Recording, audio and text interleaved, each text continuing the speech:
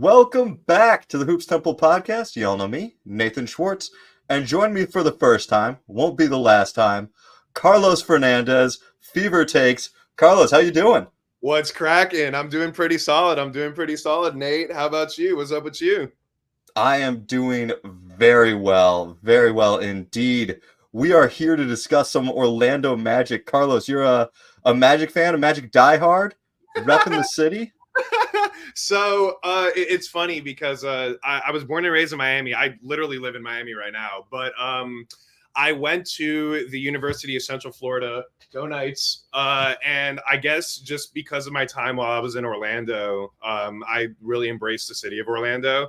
And I used to go to Magic games pretty frequently. I used to work at the Kia Center. It's called the Kia Center now, but when I was working there, it was called the Amway Center. And I don't know. I really like the Magic. I also love like a true underdog. Like I always root for the underdog no matter what. And around the time when I was going to college there in Orlando, they were like not the team to root for. Like I would root for the Magic just because I was like, yeah, Jonathan Simmons, yeah, shove it back. I'll never forget that graphic where it's like he like led the team in assists and it was like 4 or like 3 assists. And I thought it was the funniest thing. So, like, a true Magic fan knows what I'm talking about. Like, the Wesley Wondu, Shelvin Mack era, that's when I really started getting into the Magic. But I still love the Miami. I still love the Miami Heat. But I feel like now more than ever, I've, like, really embraced, like, the Orlando Magic, like, above all, honestly. Dude, that's a big, like, reason why, like, I had to adopt the Raptors as my East Coast team. Because, like, I came into basketball and was, like, pushed into Laker fandom. And, like, Laker fandom kind of sucks a lot of the times because you have all of these fans who are like, we're going to get your superstar and we're going to give you crap for it. And like, we deserve to be the best. And it's just like this arrogant, snotty.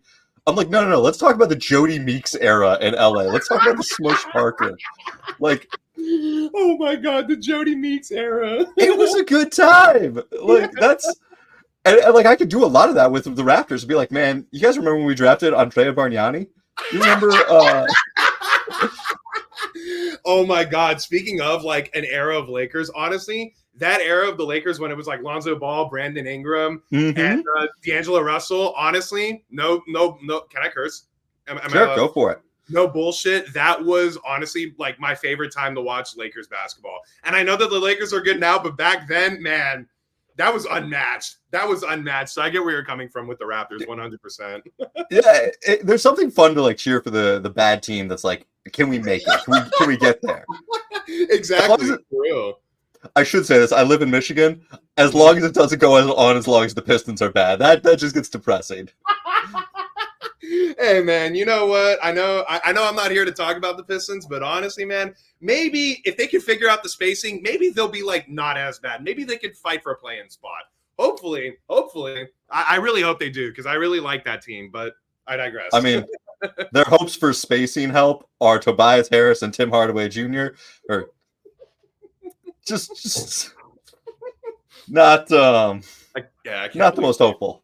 I can't believe they gave Tobias Harris a contract. I get it, the whole veteran, but like, look, like when we get to that point, the Orlando Magic did it better. I'm just saying. Yeah. Oh my God. All right, well, let's talk a little bit of Magic. I want to know what just vibe check. How do we feel about the end of last season? How are you feeling? About the team, kind of high level. For sure. So I really think like last year, I feel like if you think about it like a stock, right? Like, you know how like when Bitcoin was like really, really low and people were like, oh, buy Bitcoin at this time, right? And then people are like, oh, you're crazy for buying Bitcoin. And it was like cheap. And then like when it reached that high, like a couple of years ago, and people were like, oh my God, I'm like cashing out. Like right now, like honestly, if you're an Orlando Magic fan, this might be peak. Like I swear to God, this might be peak because the thing is that the Magic had such an amazing year last year. It blew everyone's expectations away. If you had told me or if you had told anybody that this team that they like constructed was enough to go to 7 games against the Cleveland Cavaliers, and I get it. The Cleveland Cavaliers are not like this like perennial superstar Eastern team, but the fact that they went to game 7 alone is nuts.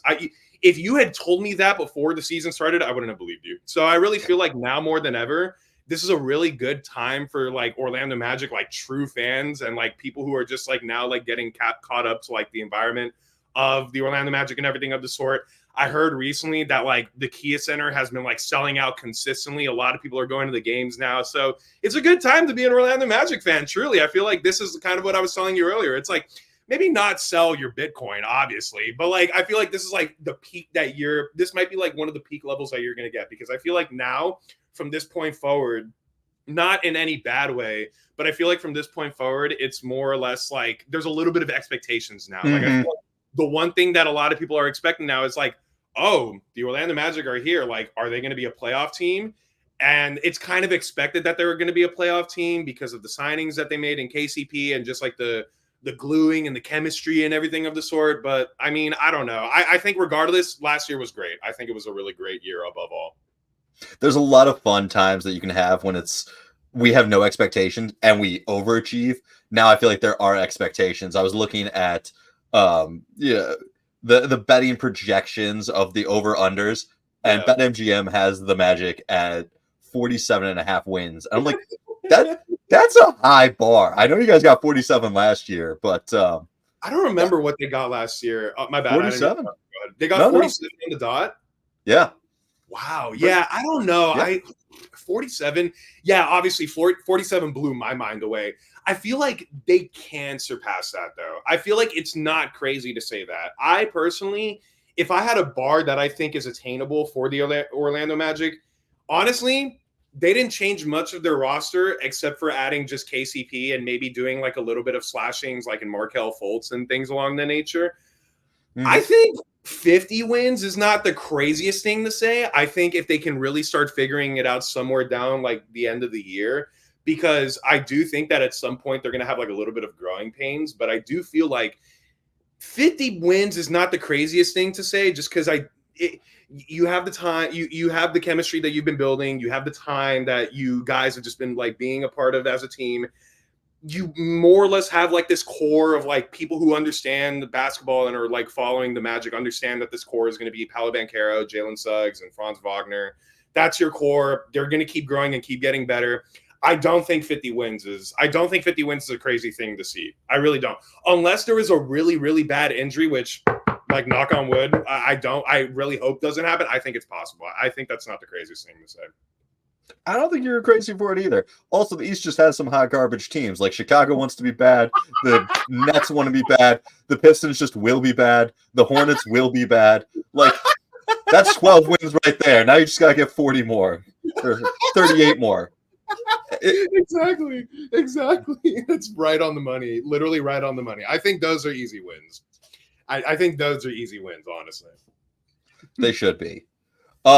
What may not have been an easy win is my podcast co-host, Aaron. We love Aaron. We love Possible Chairs here. He has pissed off a lot of Magic fan bases with some harsher than maybe need be Paolo criticisms. Oh my God! Continue. I want to talk about that super quick, but continue. I was gonna say, Magic fans, you've taken it too far. Insulting a man's mustache is just not something we stand for on this podcast. But I wanted to get your take. Where do you see Paolo in kind of like the pantheon of stars? Is he ready to be a superstar? Is there some part of his game that you think is ready to take a leap this season? Oh my God, that was so funny. I'll never forget when I saw a video. I was like scrolling on Twitter, and I think I saw a video just like on my timeline, and I was like, Aaron? And then I saw a video. You know, I'm not going to be like crass, and I'm not going to like say anything bad about it, because like I honestly, like above all, I don't think it's that serious to have like a little bit of a negative opinion on Paolo Banchero, and I also think like at the end of the day, it's like everyone is entitled to their own opinion. Like it's really not that serious. We're all just like people who love watching basketball. But above all, I think I don't know if Paolo Banchero is going to be okay. If you are going to tell me right now that Paolo Banchero is going to be a top 5 player in the NBA, I think you're fucking crazy, because I love Paolo Banchero as much as the next person. But like right now, I'm going to tell you. ever or this season? Because This season, season, 100%. This season. I'm talking about this Okay. season. I'm not talking about ever because that's definitely a possibility. I definitely think that Paolo Banchero can be a top 5 player in the NBA at some point. But in this season, no. I think Luka, Jason Tatum, SGA, I'm trying to think Jokic, Embiid. Yeah, Jokic. Yeah, I'm blanking. And I would honestly, I would say people along that nature are better than Paolo right now. However, I do think that when you're talking about building this team, and also because I know someone's gonna say, oh, you didn't mention the 5th player, LeBron. All right, I'm gonna go back on that. I'm gonna say LeBron, Curry, Durant. There's a number of guys that I think we shouldn't be debating that are over Paolo. Exactly. So I do feel like though Paolo is ready to take this team like to the next level. I do think that when you're talking about like being this foundational guy, being like this number one, like it's not a question. Paolo Banchero is like running through this team like from top to bottom. That's happening next year. And I think when you're talking about like reaching new heights, I think the majority of that success is going to be because of the fact that Paolo takes such a huge jump in his career. I think the fact that he had a game 7, of which I don't know if I was mentioning this earlier, I really think people underestimate how imperative it is to have a game 7 in the NBA at any given point in your career, especially as young as you were in your NBA career to have a game 7. I really, really think people underestimate how beneficial that was to everybody on that team. Because in that game, everyone knows it. Franz Wagner had a really, really bad game. The whole team just could not shoot. But you want to know what was like the one silver lining out of that whole game? Paolo Banchero just balled out. Like just straight. That was like full on. Like if there was like a LeBron 2.0 in the NBA, it's Paolo Banchero. Because he was able to take that. He was able to take this team, make that game super competitive. In Cleveland, by the way, he did that in Cleveland, and he was able to make that game 7 as good as it was. And I'm not just saying that because I watched the game, and I'm not just saying that because I'm an Orlando Magic fan. I'm trying to say that from an unbiased perspective.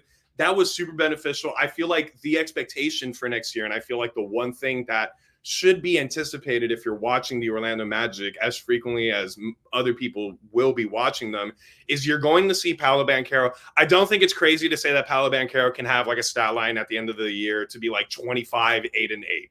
I don't think that's crazy because I feel like that is something that is 100% attainable. He averaged 20 points in both of his seasons. He was like one of the only players in the NBA to do that, like at a very fluid and successful level. I think this is going to be a very good year for Paolo Banchero, given hopefully he's healthy and everything of the sort. I hope nothing happens to him and nothing derails him from taking this team to that height. But I think if you're thinking about the Orlando Magic and if you're thinking about Paolo Banchero being like this like top 10 player, top 5 player, no. But it will happen. It will happen way sooner than later. I just don't think it's happening this year. Interesting. So I think Aaron had a few valid points of criticism and a few things that I think were a bit overstated. The Magic are better defensively and offensively when he's off the court. They have an amazing bench that blows other teams' benches out of the water. But that is a little worrisome when your star player doesn't raise your defense as much as your bench and doesn't raise your offense. Now you're going against benches, so competition levels are different. And I think that is something that Aaron failed to properly state here. But where do you think he's going to take this leap? Is it going to be with his offense? Is he going to become a more efficient offensive player? Because some of the offensive metrics, the shooting, the different splits, the long twos, some of that's just shot diet. Some of that is probably poor shooting in choices. I mean, there's times where he looks like Carmelo Anthony, not in a good way. Do you think it's going to come more from the passing? Like 5.4 assists over the course of the season, great. 3.1 turnovers, not so great. Do you think he's going to become a more of like a Pistons Blake Griffin passer? What's the evolution? Where do you see him going? Damn, that's actually really what you just said about him turning into like a Blake Griffin-esque type player. Like obviously at Blake Griffin's peak, that's not that crazy to say. I don't know, because the thing is what you were saying earlier, and I think which is a very valid criticism that the team is better offensively and defensively off when he's off the court. I think that although that sounds like a red flag, it's really because the Orlando Magic from top to bottom, which is a good problem to have. That entire 10-man roster is nuts, right? Every single one of those players could easily be like a cornerstone player for any other franchise that is maybe not like a true contender, like the Denver Nuggets, the Boston Celtics, or like the Philadelphia 76ers or anything along that nature. And the reason why I say that is because let's say Paolo's having like an awful game, right? Like he's having a stinker, which actually happened against the Detroit Pistons, right? The team was still able to keep afloat. They put him into the game, even though in like the last seconds of the game, he's having this awful stinker and he shoots a 3 to win the game, right? I think what you're going to see, and I say all that to say, I think what you're going to see a lot of in regards to improvement from Paolo is his more facilitation when it comes to offense. And what I mean by that is this. I don't expect him to be a playmaker. I don't even think he himself expected to be a playmaker at any given point in his NBA career. But he kind of had to make shift into that because at the time, the Orlando Magic were kind of lacking playmaking, which is why you always saw him like carrying the rock, driving it up the court, and going absolutely nuts in the paint, right? That's like his bread and butter. I think that's another thing that's going to keep getting better, but I don't think that's going to be like the main focal point. I really think what is going to be better is just his overall, I think spacing, and I feel like that's kind of like a general answer, but I feel like his just overall spacing because now with the addition, this is potentially or more or less going to be the starting 5 of the Orlando Magic. You have Jalen Suggs, KCP, Franz Wagner, Paolo Banchero, and Wendell Carter Jr., right? When you think about all 5 of these players, the one thing that kind of sticks out to me specifically is there isn't a true playmaker in this team. It's kind of like all 5 of these people are playing. Well, not really Wendell Carter, but all 5 of these people are playmaking to some degree, but all of them are really fucking good offensively. Like every single one of them are very, very good offensively to some degree. If you're going to talk about the 3-point shooting, that's why you got KCP in the first place. But I think Paolo, and I also think I had a friend of mine tell me this, and I thought he was crazy when he first told me this, but once I really conceptualized it, it kind of made sense. You don't really not know how to be a good shooter. Like understanding shooting and like the rhythmics of shooting is essentially just straight muscle memory. That's why a lot of NBA players can learn shooting like really, really late in their career. Like Klay Thompson is a great example, right? Klay Thompson tore his Achilles, tore his ACL, but he still knows how to shoot the ball and he does it at a really good rhythm. Maybe it's a little bit dropped off, but he still can follow that rhythm of being a good shooter. So I feel like that same concept of teaching shooting is going to be applied to Paolo Banchero. I really feel like he's going to do a lot better offensively. He's going to be a great spacer. I really would not be surprised if he becomes a better 3-point shooter for the team in its entirety. I feel like that's where you're going to see the most out of in his specific progression. I think you're going to see a lot of overall just better offensive work, a lot better spacing, and I think his driving and I think his overall like interior paint offense is going to be way better. So I think this is the year where his defense is going to be great, obviously, but his offense is going to be really, really above level, in my opinion. You do see the development from year 1 to year 2. 2-point percentage went from 47% to 49%. 3-point went from basically 30 to 34. If you just track that, and development's never linear, but if we assume maybe a semi-linear, or like, hey, if that gets up to 37% from 3 and 52% from 2, that's now a positive scoring player. I have questions and doubts on both Franz Wagner and Kentavious Caldwell-Pope. Where do you want to go first? Valid. I actually, you know what? Let's talk about Franz Wagner first, because I actually have a little bit of things to say about him. I feel like I have a little bit of more like blanks for KCP, but I can talk a little bit more about Franz and my personal opinion on him. Sure. Well, I just want to start off with fuck Franz Wagner, U of M product. So, Spartan here. just getting that out in the open. He's not going anywhere. He's not taking your team. You saw how he collapsed in the playoffs. Where's that? You guys think you're going to build around Franz? Okay. So I can't believe, it is honestly hilarious now that I'm like realizing this. Yeah, because you're an MSU guy, you're a Michigan State guy. It's genuinely funny how the Orlando Magic have so many Michigan guys. It's so funny, and it's like So completely. many Michigan guys. Yeah, I didn't even Jet realize. Howard, I Caleb realized Houston. that. Yeah, you have Caleb Houston, Jet Howard, Mo Wagner, Franz Wagner. It's weird. Like, I don't know how they got so many Michigan guys, but whatever. I digress. You have a Michigan owner. The DeVos family, they own half of Grand Rapids. I didn't know that. Oh wow, dude, you really do. Oh yeah. I actually didn't know. I don't like the DeVos family for a lot of other reasons, but yeah, same. That's crazy. Yeah. Probably same reasons. Probably. I didn't even know that. Wow, like really, that's like a mind blowing, because the only reason why I knew about the DeVos family was because at UCF we have like a business program, and they sponsored the majority of the business program, but I still have like my disagreements with the DeVos family for reasons. But yeah, I guess back to the pyramid scheme. The pyramid scheme people. The pyramid scheme people. Well, that is the DeVos family.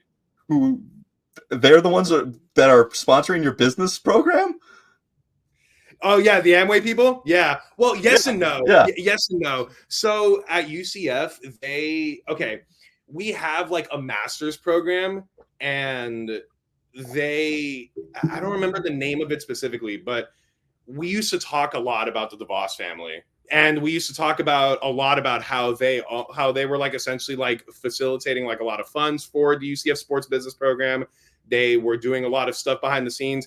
I'm surprised they don't have like any form of like a building sponsored at UCF though. Maybe that's changed in recent years, but I know for a fact that at least in my sports business classes when I was going to UCF, they used to talk a lot about, like, our professors used to talk a lot about the DeVos family. And I don't know. I feel you. But all right, Franz, what is he? Is he going to develop as a shooter? Is he going to develop more as a playmaker? Where is he going to fit in this roster in the future? Do you think he could be a legitimate second guy? You're watching more of him. I hate him, but you tell me what you think. Okay, so here's my thing with Franz Wagner. Okay, I love Franz Wagner. I think he's in, like, I think it's weird how good he is. And the reason why I say I think it's so weird how good he is because he does not stop. Like a lot of NBA players, obviously, season's over, right? And you take a break. You know, you want to like rest your body, maybe like do a little bit of specific stuff so that way you're better. No, this motherfucker plays for the German national team and kicks every ass. offseason. Yeah, every single offseason. And you know what? I get it. It's the pride of repping your country. I 100% am for that. I understand that. But at the same time, the problem that I have with that is, and what I feel like I've noticed a lot of, is you see a lot of exhaustion come from Franz Wagner somewhere later down the season. When the NBA season starts, Franz Wagner is insane, like legitimately insane. And I will say that playoff series against the Cavaliers, that would have never gone to 7 if it wasn't for Franz Wagner. If it wasn't for Franz Wagner cooking the way that he did at home, that series would have never gone to 7 because he was cooking at home. Obviously, everyone wants to talk about his game 7. Everybody wants to talk about that game 7. And I get it, because like easily worst shooting game of his entire career. It's like not even a question. But that series would have never gone to 7 if it wasn't for him.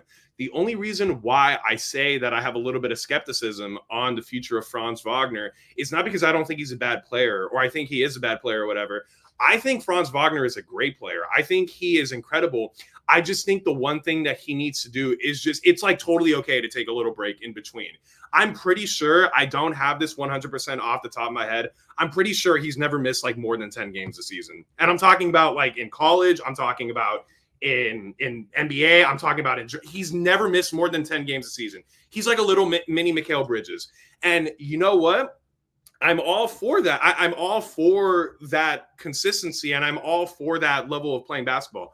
But the thing is I want to see it stop for a little bit, just to see if there is a little bit of a difference in the way how he is as a shooter. Because the one thing that I have noticed a lot of is you're seeing a little bit of a dip in the one thing that the Orlando Magic really kind of need him for, which is shooting.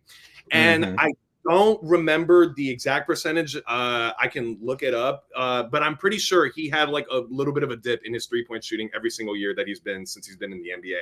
However, I say all of that to say this. I feel all these things about Franz Wagner, and a lot of people want to talk about his contract, about, oh my God, it was an overpay. This was insane. Losing Franz Wagner is the worst thing that could happen to the Orlando Magic. Sure. I'm not kidding. Like losing Paolo Banchero is bad, but losing Franz Wagner is worse. And the reason why I say that is because Franz Wagner, extending him for that much, it's kind of like the Jaylen Brown thing, right? Like every single person that I talked to gave me so much shit when I said that the Jaylen Brown contract was a necessary overpay. But now they won a championship. He's a Finals MVP. It's not an overpay. I'm not saying that Franz Wagner is going to be a Finals MVP, nor am I going to say he's going to be an NBA champion. What I'm saying is you need to do that in this year's NBA. KCP, I know we're going to talk about him in a bit, but I'm just going to say this quickly. KCP got a 3-year, $66 million contract. That is a great contract. All things considered, some people think it's a little bit of an overpay. I think it's a great contract for KCP. I think the Franz Wagner contract is a great contract for Franz Wagner. It is it's a little bit of an overpay, but you need to overpay because he's going to walk. And I understand we have the whole restricted free agency thing. Every single team in the NBA that has cap space to give Franz Wagner that contract is going to give him that contract. So you had no other choice.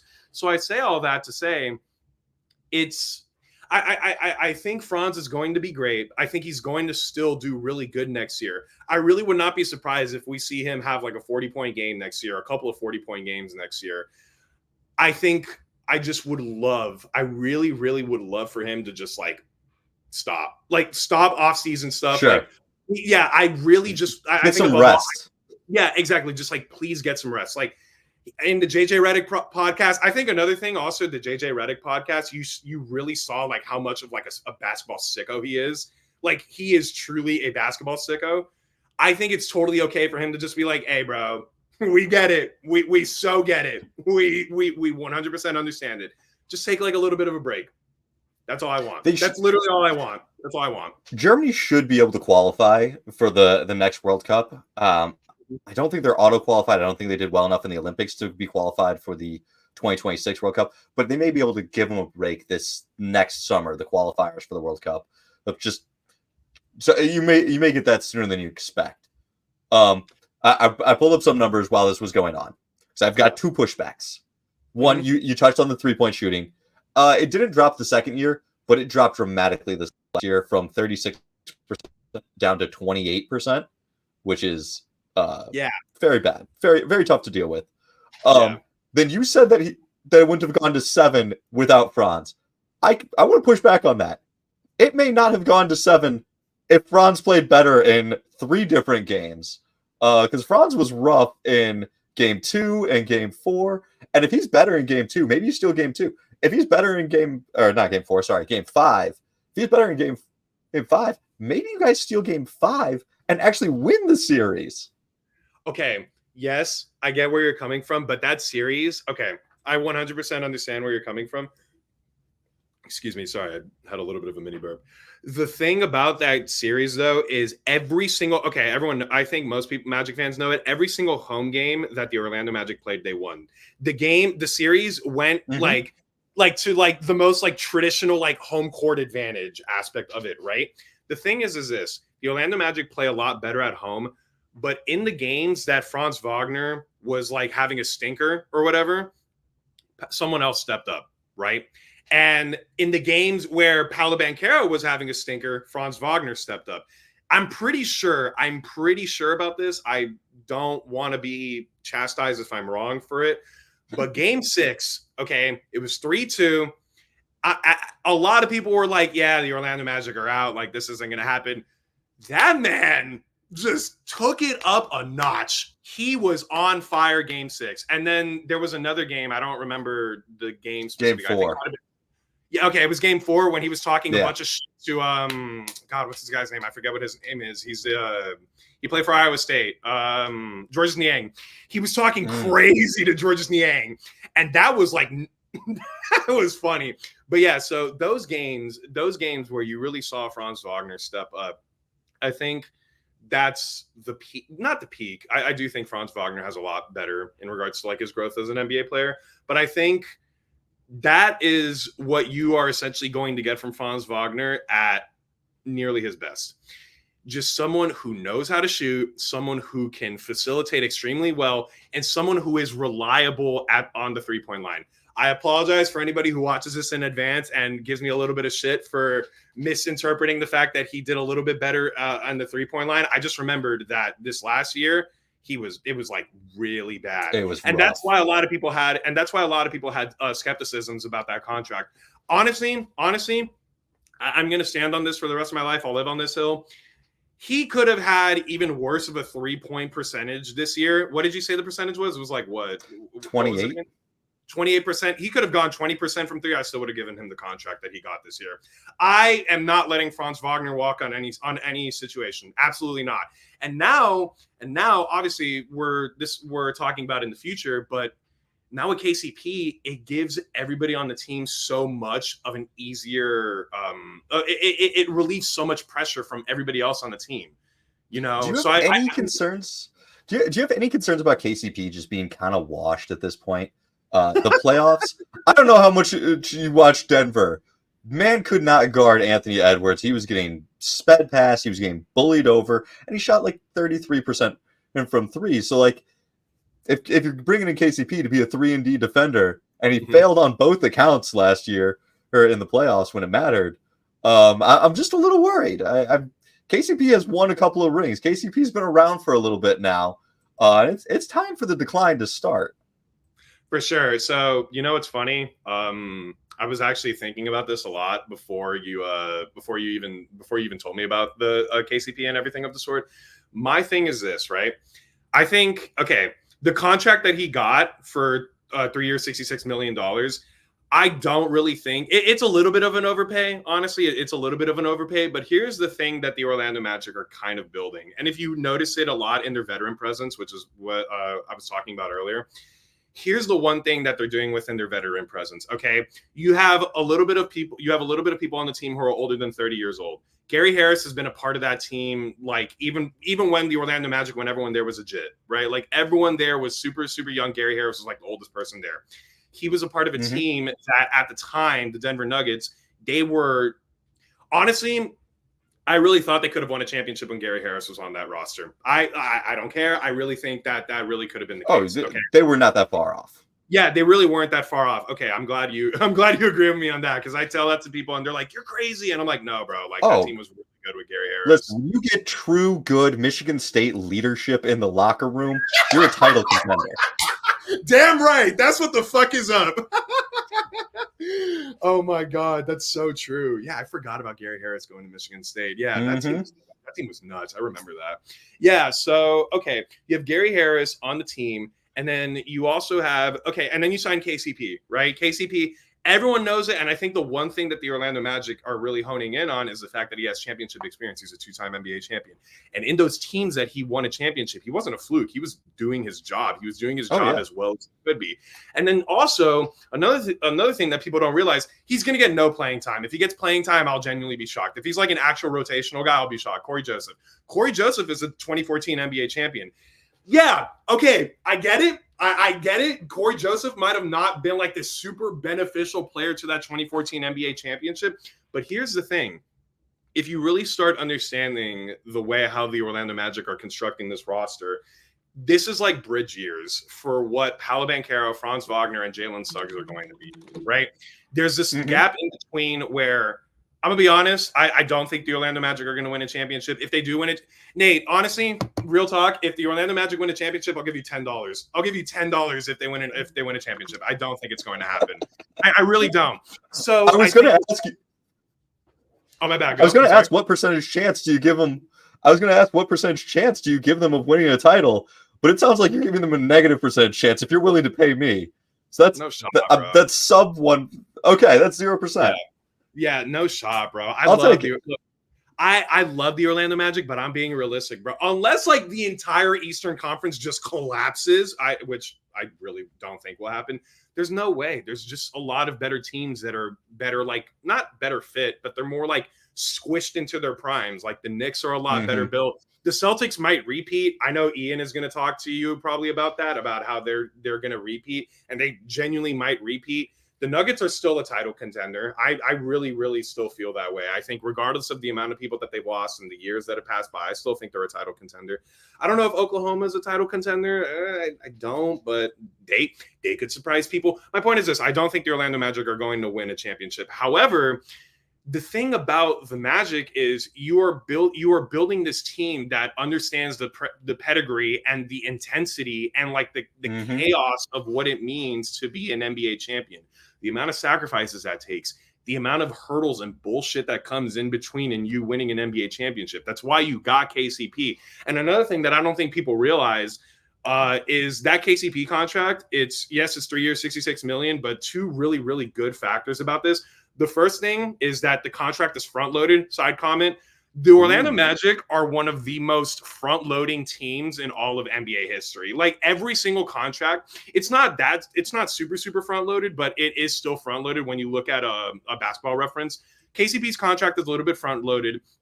Jonathan Isaac's contract is front-loaded. When Mo Bamba was a part of the team, his contract was front-loaded. If they have an opportunity to front-load a contract, they're going to do it. So I say all that to say that the Magic are building this pedigree with champions, and KCP's contract for the first 2 years, it's like locked. He's going to stay with the Magic unless they trade him. But the third year is a player option.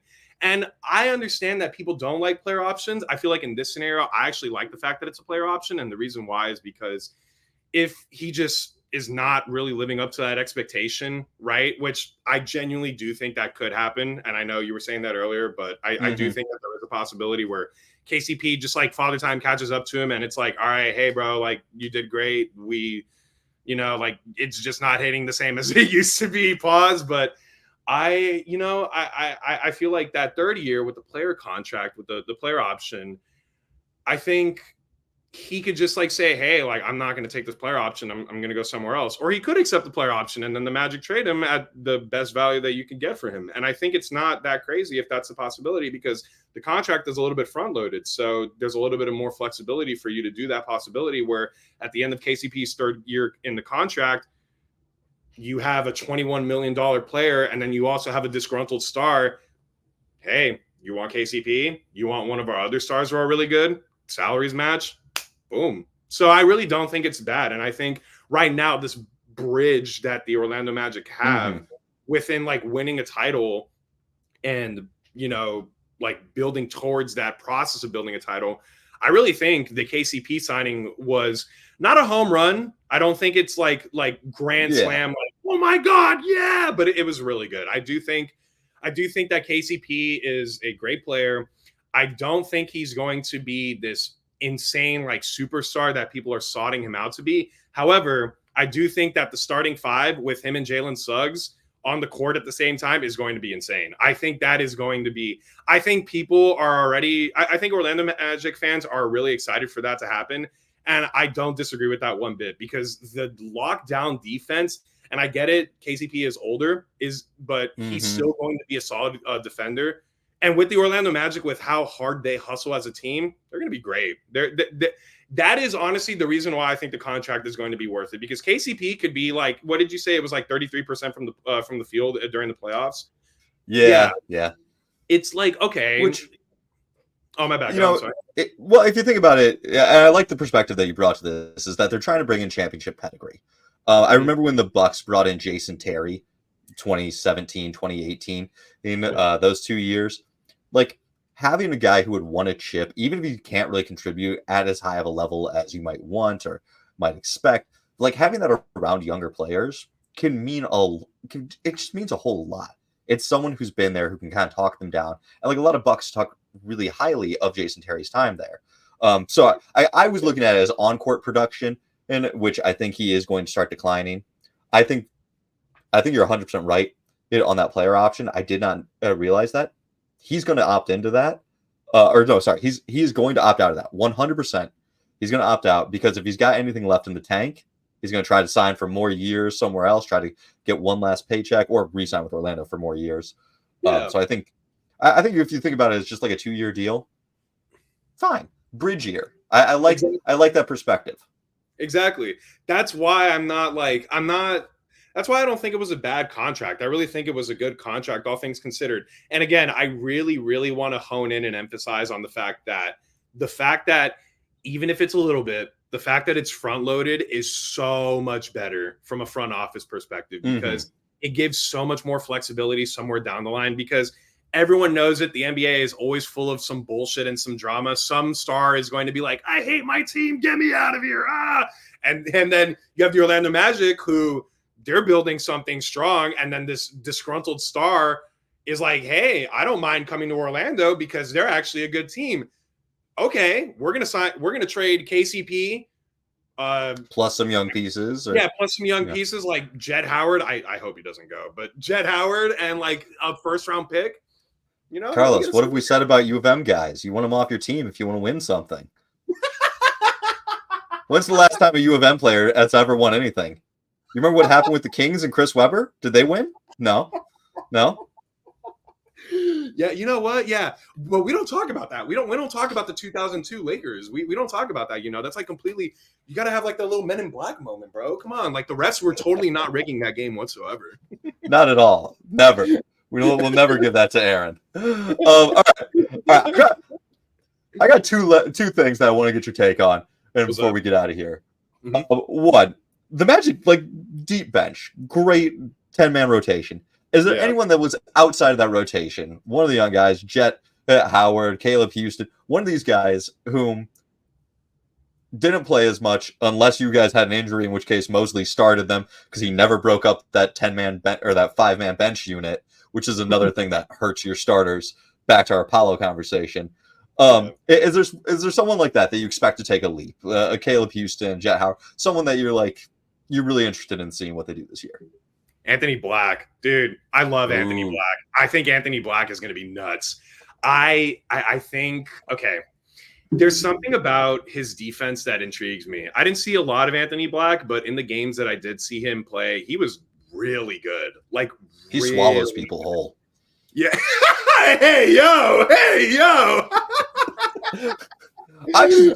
You know what? Yeah, no, he's really good. He's really, really good defensively. I'm intrigued to see what happens with his progression specifically. I don't know what he'll be. I would love to see him like sway into like this 6-man role. I think Cole Anthony is going to be the 6-man of the team for a really long time, but I'm interested to see. They're different players though. Yeah, but that's what I mean, right? Like they're two completely different players. Like Cole Anthony is like a microwave shooter, and I feel like Anthony Black is not that. But I'm interested to see if he can be a 6-man. Like I would love to see. I'm like forgetting the name of the coach of the Orlando Magic. Why am I like blanking on Mosley, Jamal Mosley? Thank you. Wow, I cannot. Wow, I'm gonna get chastised for that. Sorry, Magic fans. Yeah, Jamal Mosley. I'm really interested to see if he decides to make him like as a 6-man of some sort, because I know that the Orlando Magic are very defensive heavy. So I don't know. I would love to see him get like more consistent minutes, and I feel like he's ready to get more consistent minutes. So I'm interested to see what happens with him, honestly. I think it's just gonna be a rough night for opposing teams' guards. Like, you start off going up against Jalen Suggs and KCP, even if KCP is not what I thought he once was, but starting off against them. And then those guys come out, and in comes Gary Harris and Anthony Black, and it's like, oh, cool. My night sucks. Exactly. You think you're coming to Orlando? Kevin Garnett said it best. You think you're coming to Orlando, you're coming to the cigar lounge, you're going to have a good time? No, you're going to get your ass busted. Pause again. But yeah, the Orlando Magic are probably going to be, if they aren't already, they're probably going to be like the best defensive team in the NBA. I know that the Minnesota Timberwolves are up in that conversation too, but I really would not be surprised if the Orlando Magic dethroned that conversation. I don't. I could see it at Jonathan Isaac's defense. I will say, last time I was in Orlando, I did get blackout drunk at the Orlando Magic big beer fest, and they had some free cigars there. So cigar lounge, cheap beer, Orlando, guys are going to have bad nights in Orlando not just because of the players. Yeah, man. Orlando's fun as shit. I It's a good love that time. area. I love that area of downtown Orlando. A lot of people, a lot of locals in that area of Orlando, they feel like the quality of downtown has gotten like worse. But in my opinion, I like strongly disagree, literally because of what you just said. Also, I don't know. I know that this is like a completely random tangent, but I'm pretty sure that the not the Orlando Magic, but like the city of Orlando is like top three, like in growth, like from a population, from like a development, like from every I single can see it. facet imaginable. And it's not that surprising. Like it's there's downtown is popping. They're building a lot of stuff. So what people don't know actually is, and we talked about this ironically enough in the lovely DeVos class, what they're building right next to the Kia Center is they're building like the sports complex that's kind of similar to, have you ever been to Philadelphia? No. No? Oh, actually, once on a megabus. Going to New Gotcha. York City, spent 24 hours on a megabus and had an hour layover in Philly. It's a rough day. Sheesh. Yeah, no. Okay. Yeah, I get that. No, I totally get that. So I've been to Philly a couple of times, and in Philly, there's like the area, it's like South Philly. There's an area where all three of the stadiums are like interconnected. But it's like Mm. this like big, it's like this big complex where there's like big tailgating areas, there's activities to do, there's like a thing called Live Philadelphia where like you can like eat a bunch of food, like bet on sports stuff or whatever, and just like talk shit and whatever.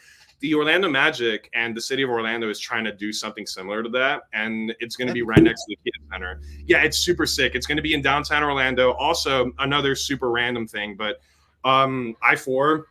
So when you go on, so imagine my hand is. Hold on, let me get a better camera angle. Whoa. Imagine You're talking about a Michigander. We're the ones that do the eye hand thing. I'm not disrespecting Michigan right now. I'm talking. Nah, man, you're right though. But imagine I-4 is like this, right? Below it, they're gonna build like a big, like a huge park. They're gonna make it like more like, what's the word? Like more like urbanized and more like open, so that way people can walk and just like enjoy that area of downtown Orlando. There's a bunch of food stuff that's opening. Orlando rocks, bro. So honestly, outside of the fact that, yeah, you're going to come to Orlando and you're probably going to get your ass handed defensively if you're not on your P's and Q's, it's fun. It's so much fun, bro. I'm surprised you didn't go to Epcot. You didn't take around the world in Epcot? No, it was one of my best friend's birthday. It was his 30th birthday, and his wife is just a straight up G. She saved all of her cash back for her cards for like 2 years. And then she contacted all of his best friends, was like, listen, if you guys can get your asses to Orlando, I will cover Universal tickets and Fast Pass Pluses for everyone. Yo, shout out to her. That is unreal. I love that for you. That's amazing. Yeah, that's amazing, man. And the fact that you got tickets and Fast Passes covered, bro, you were living in paradise. Yeah, Orlando rocks, bro. I could talk so much about Orlando. I want to move back there, honestly. I've thought about moving back there. It's a good time. I was there during I went to Cocoa Beach during the playoffs because a friend got stationed there. And I was like, oh, hey, you need a hand unpacking boxes? Like, I'll come down to Cocoa Beach in April. Like, yeah, that's funny. That's fine by me. That's so funny. All right. One last question, and I know I got to get out of here soon. You got to get out of here soon. The first 10 games, I like to do this. I like to try to set expectations. The Magic are playing the Heat, the Nets, Grizzlies, Pacers, Bulls, Cavs, Mavs, Thunder, Pacers again, and then in the Pelicans. That is a brutal start to the season. Those are 8 teams that will be or should be competing for playoff spots. How are you feeling about the start to the year? So, okay. I want to see the positive in this because I think, you know what's even harder about all that? 7 of those games are on the road. So it's going to be like it's going to be really, really hard. So here's my opinion. I think at first glance, when you look at the matchups and everything, it's going to be it's probably going to be really rough. But I think what is probably manageable is somewhere along the lines of 6-4. And I don't think that's the craziest thing to say, because here's why I say that. I think when you're looking at the games, I think Miami, it's the home opener. Miami always starts off the season pretty solid. They never have like a really, really bad they never have like a really, really bad start. If they do, it's usually rare. I don't really see the Heat having a bad start this year, just because it's the Heat. So I think they're going to lose that at home, and I'm going to try to be as neutral as possible. I'm going to try to I'm going to have like the same mentality where it's like, I'm just here so that way both teams have fun. So I hope both teams have fun when that game goes on.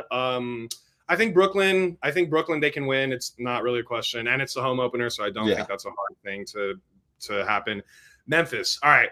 So I think as much as I love Ja Morant, and as much as I think that Ja Morant is the focal point of the Memphis Grizzlies, I don't think they're going to win. I don't think that – sorry, I misinterpreted what I was going to say. I don't think that the Magic are going to lose that game. I think the Magic can beat the Memphis Grizzlies at home. Ooh. I really don't think that's going to be a hard – I think it's going to be a little bit of a scrapyard, but I do think that they can beat the Memphis Grizzlies at home. I really don't think that's a far-fetched thing to say. One of the Pacers games, they'll probably lose one of them, because I think people also underestimate how good the Pacers are. I really don't think that they're going to be able to beat the Pacers both times. So that's honestly a toss-up. Chicago, I don't need to say much about that. Cleveland, I think they're going to get their leg back. I think they're going to beat Cleveland. They'll probably lose to Dallas and Oklahoma City and maybe New Orleans. New Orleans, I talked about this on my TikTok actually a couple of days ago. New Orleans for me is like the biggest question mark out of everybody in the NBA, because I really don't know. They are every year. I don't know how to feel about the team. If they're healthy, exactly. They're good. Yeah. Will they be healthy? Who knows? Exactly. And it's like, and if they are healthy, right, they'll have like moments where it's like, this team is like, oh my God, they actually look really good. Mm-hmm. But then you also look at it, and then they have like a random losing streak, like just like randomly in the middle of the year.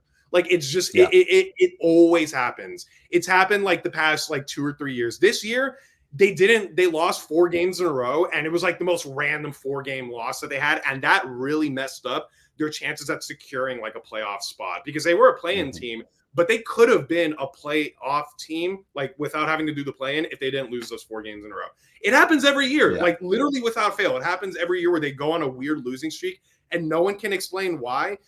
And if it's injuries, then it's like, okay, sure, it's the injuries, but like, regardless, injuries or not, they're going to have a weird losing streak. So I don't know how to feel about the Pelicans, honestly. I feel like they can beat the Pelicans, but I also would not be surprised if the Orlando Magic just get like clamped by like DeJounte Murray. Like, I really would not be surprised. Mm-hmm.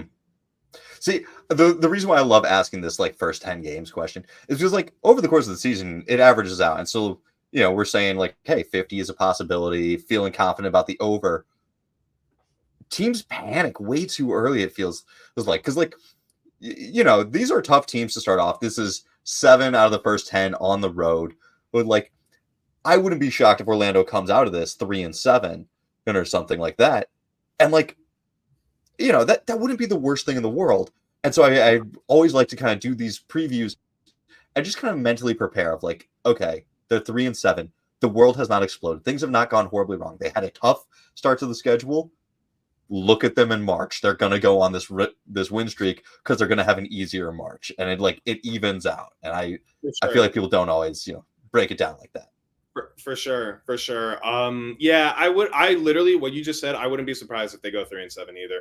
I don't think that'll be a possibility, but if they do, I am not hitting the panic button until I see the team after the All-Star break.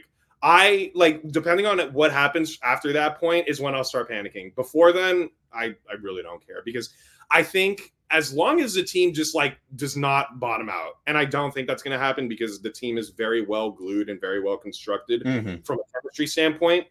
If the team ends up like before the All-Star break, like at 500, so like, I don't know, like I'll make up a hypothetical like 24-24, I'll be like, all right, it's okay.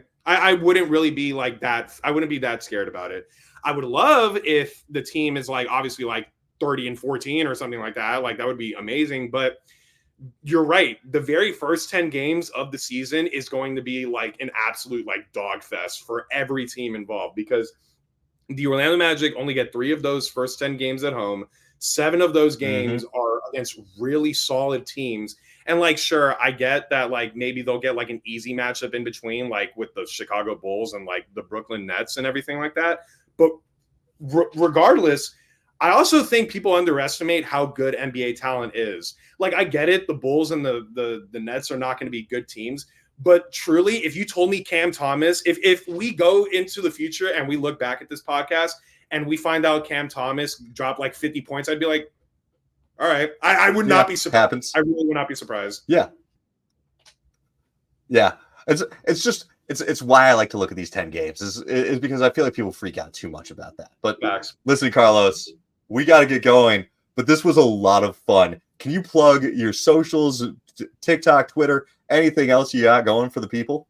For sure. Wanted to also say thank you all so much for watching. Thank you all for listening to me. I rock with y'all.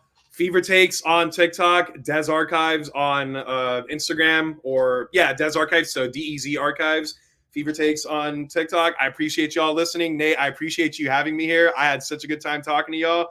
Go Magic. I don't have enough time, but I want to play the Orlando Magic song at the end. So Orlando Magic. Whoa.